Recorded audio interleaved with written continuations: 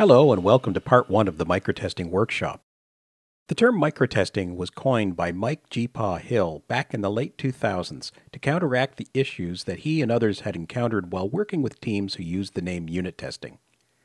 To some groups, unit tests were manual operations performed by QA people. To others, unit tests could take multiple weeks to write and many hours to execute. Put simply, the term unit test had too much baggage from previous use. So, Mike came up with microtest, which doesn't have any other definition, and also explicitly indicates the size of the target of our testing, micro. In this Foundations presentation, we're going to look at 5 key aspects of microtesting. Test first, the 3 A's of microtesting, focusing our tests on what's really important, identifying smells in test code, and finally, using test doubles to make testing existing code easier.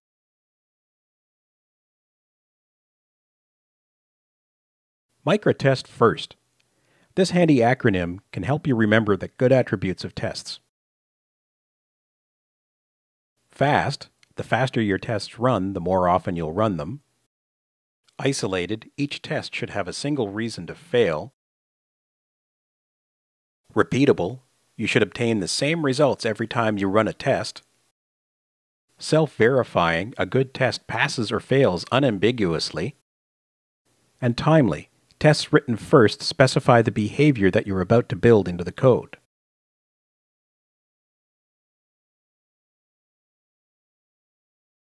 All microtests have 3 steps: arrange, act, and assert, the 3 A's.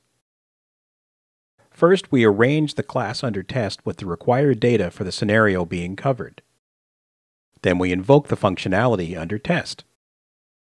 Finally, we perform assertions on the results of that functionality.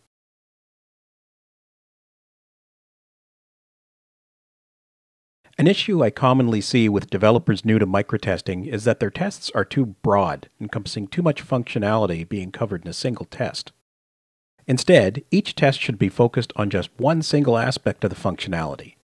This should result in many small tests that can be set up and executed quickly, and each test, if named well, contributes to the overall documentation of the system.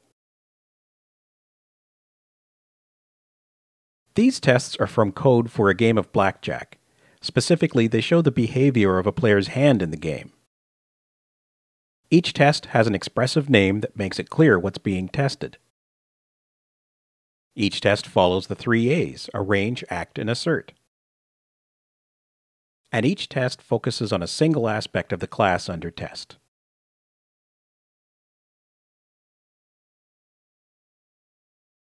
Just like production code, though, test code can have smells. While we always want to reduce or eliminate duplication, we're going to focus on smells that are unique to microtests. In particular, we'll examine difficult or long setup and teardown, slow tests, obscure tests, and assertion roulette.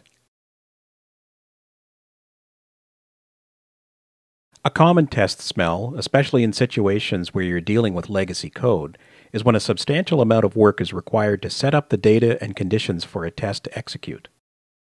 The profile graph you see on this page represents the classes and relationships involved in a test I encountered once. That test was slow to execute and required significant effort to put the system in a state for the test to be run. Those smells should be an indication that some work is necessary to clean up the test code, the system code, or both in order to facilitate writing microtests. In this case, a slight change to the code and more extensive changes to the tests resulted in better test coverage with substantially fewer tests, which executed an order of magnitude faster.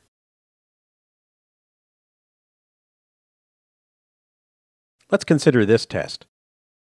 70 of the 97 lines of code, over 2/3 of the test, are dedicated to setting up the data and conditions for the test execution. Long and difficult setup like this indicates a couple of issues. First, the test is probably too large or too broad in scope. Remember why we use the term microtests? Second, there are likely dependencies in the production code that need to be refactored to allow easier testing. After refactoring the tests somewhat, we've pulled out helper methods for the data and the expected results for the test. We've also renamed the test method to better reflect what's being tested. Now the test itself is much more readable and better able to convey its purpose. Of course, more refactoring could be done, especially of process capacity for OpPlan whose functionality likely shouldn't even live in test code.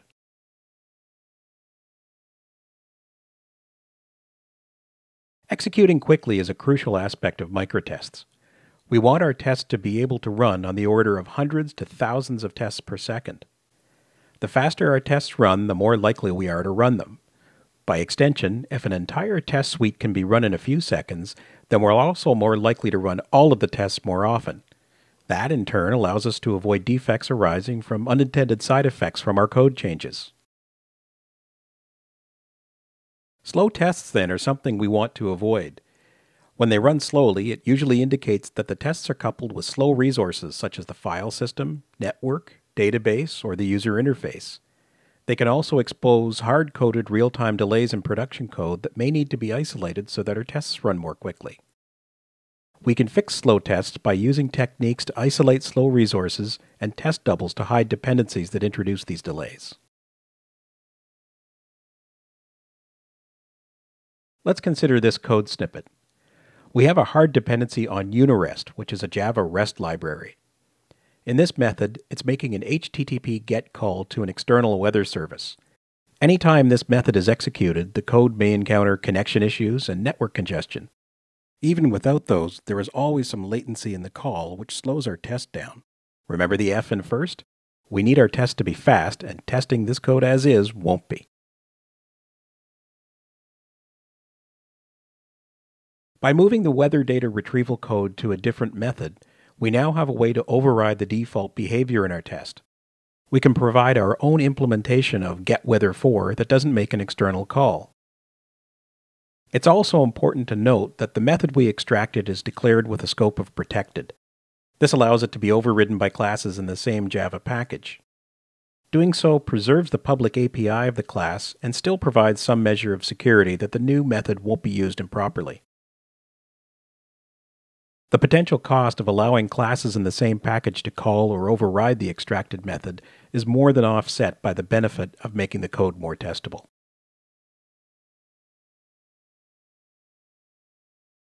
Our test simply overrides the default implementation of getWeather4, and we can have it return whatever we want for the purposes of the test. This eliminates the slow call to the external service and gives us complete control over the data that will be used for the test. This approach is known as extract and override. You should also notice that this change allowed us to focus our test on what's really important, in this case, verifying that the parsing logic is working as we expected. A test is considered obscure when we have a difficult time understanding what it's trying to test and why. It's not unlike the long method smell in production code, where too much functionality is crammed into a single method. In the case of an obscure test, there are often too many steps in the test and it has multiple assertions. If you recall the example of a focused test, an obscure test is the opposite. To deal with an obscure test, we generally refactor the test itself into smaller, more focused tests. We also refactor the names of the test methods to be more expressive of each test's purpose. This test is definitely obscure. The test name only indicates that pricing calculators are being tested, but doesn't indicate why or under what conditions. You will also notice that there isn't a single assertion in the test, although the call to fail near the end could be considered a negative assertion. The test writes a significant amount of information to standard out, which indicates that it's not clear what's being tested and when. In summary, this test is anything but micro, and it doesn't express any intent whatsoever. It's obscure.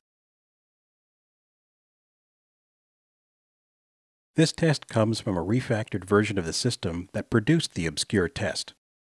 Between the better factored production code and the test code that applies first and the 3 A's, it's no longer obscure. The name of the test method explains the scenario being tested. The setup for the test is straightforward. The execution of the method under test is clear. And the assertion on the results is unambiguous. When we have a failing test, but it takes a not insignificant amount of detective work to determine what failed and why, we're encountering assertion roulette. This issue is often found in conjunction with an obscure test. To deal with the problem, like the obscure test, we refactor to more focused tests. Using the same example as obscure tests, we see multiple sections that would be considered assertions. On top of that, the main section lives within 3 levels of nested loops. If the test fails, which of these checks caused it? Yes, you have what's written to standard out to help, but it should be immediately obvious what failed and why, and that certainly isn't the case with this test. When writing microtests, especially for existing legacy code, we often encounter issues that impede our ability to avoid the test smells we've just reviewed. As we saw with the slow tests example, we were able to hide the slow network dependency by using the extract and override technique. In our test, we overrode the functionality that was slow and replaced it with code that we controlled and simply returned a value that we could use. In that test, we created and used what's called a test double, code that hides dependencies that otherwise make testing more difficult. In that case, we were hiding a slow network call, but other dependencies that we want to hide include legacy code that creates significant setup and teardown issues, external libraries that introduce hard dependencies that are difficult to manage in tests, slow resources such as the network example we've already seen, as well as databases, file systems, and the user interface, and in some cases, hiding actual hardware. There are a number of types of test doubles, and we'll examine the 3 most common ones here. We've already seen the use of a stub in the slow test example, where we overrode a method and had it return a canned value that was pertinent to our test. There are also fakes, which are classes that implement the same interface as the real class but have a simpler implementation over which we have complete control. Finally, we'll talk about mocks, which are used to verify that the code under test has performed all of the actions expected on a class. Note as well, for the sake of this part of the workshop, we're not yet going to talk about mock object tools and libraries. Instead, we're going to just explore the fundamentals of what these concepts are and why we use them. A stub is the simplest form of test double. It's an object that acts just like the class it's replacing, but it holds predefined data that we control. We use a stub when we want to avoid using classes we either don't want or don't need for a test. We saw this example earlier where we used the extract and override technique to create a stubbed method. This allows us to hide dependencies and gives us complete control over what the stubbed method will return. In this case, we used the stub to hide a network call to an external weather service and returned a value that was specific to each test. This not only avoids the slow call over the internet, it also allows us to focus our tests solely on the functionality we want to exercise. Fakes are slightly more complex than stubs. They provide what appears to be a working implementation of a class to the code under test, but they are much simpler than the production code and have few or none of the dependencies that make using the production code difficult. Just like the souvenir Eiffel Tower in this picture, it reminds us of the real tower in the background, but it's much easier to carry around. Here's an example of a fake class that implements methods in an interface that's used in the production code. This is more elaborate than a stub because the code actually implements some behavior rather than just returning a hard-coded value. To our test code, it acts just like the production implementation of message service, but without the overhead of that class and its dependencies. In this particular case, the production implementation handled messages that were displayed in the user interface and had dependencies on classes from the UI framework. Using a fake allowed us to write tests without needing any UI classes at all. The result from a test perspective is that the code is simpler because we aren't overriding methods inline like we did with the stub example. This approach is preferred when you have a dependency that will be used by multiple tests, since it creates considerably less clutter in your test code. It does, however, mean that you have slightly more code to maintain in order to ensure that your fake acts the same as your production code. Any interface and possibly behavior changes in the production code have to be reflected in the fake as well. Note as well that the fake message service implements the message service interface. In the world of microtesting, interfaces are our good friends. We can't always stub methods in concrete classes, for example when they're declared as static or final, so using an interface to hide problematic production code is a key strategy. A prime example of this is when you have legacy code teeming with singleton classes. You can create an interface that provides a common API for the singleton's functionality and use a fake in your tests to hide the dependency on the singleton. This doesn't necessarily mean that every production class should hide behind an interface, but it's certainly an important tool in our microtesting toolbox for dealing with legacy code. Mock objects are the third test double we're going to examine. Mocks are much more elaborate than stubs and fakes, but can also be much more powerful. They test classes indirectly, meaning that they don't look specifically at expected and actual values of an operation. Instead, a mock registers the calls that your class under test makes and verifies afterwards that all expected actions were performed. Mocks specifically help to provide our tests with the isolation from other aspects of a system that's needed for good microtests. That's the I in first. They also help us create the system state required for a test that would be difficult or expensive to do if we had to work directly with the production code. Here's an example of some relatively straightforward JDBC code to update a database. Writing microtests for this code is difficult though, because not only do we need to connect to an actual database in order for the code to run, but we also need to have existing data so that the update statements can be performed. When we looked at test smells, any microtest that executes this code directly would suffer from the slow test smell because of the use of the database, as well as the difficult setup teardown smell. However, we still want to verify that this code is executed as expected. How can we do that? We use mock objects to replace the difficult dependencies of the database connection and the SQL statements, and have the mocks verify that those classes were called with the expected values.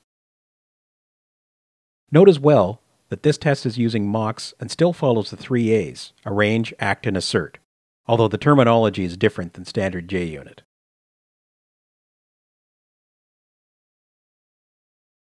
In review, we've looked at the attributes of good microtests by applying the test first acronym: fast, isolated, repeatable, self-verifying, and timely. We looked at the 3 A's of microtests: arrange, act, and assert. We explored how to ensure that each microtest is focused on just one particular aspect of the functionality. We identified several smells that are unique to microtests. And finally, we had an overview of some test doubles, stub, fakes, and mocks, that allow us to handle dependencies and legacy code much more easily. Here are some further resources on microtesting that will help you better understand and use the concepts that we've explored here. Thank you for watching.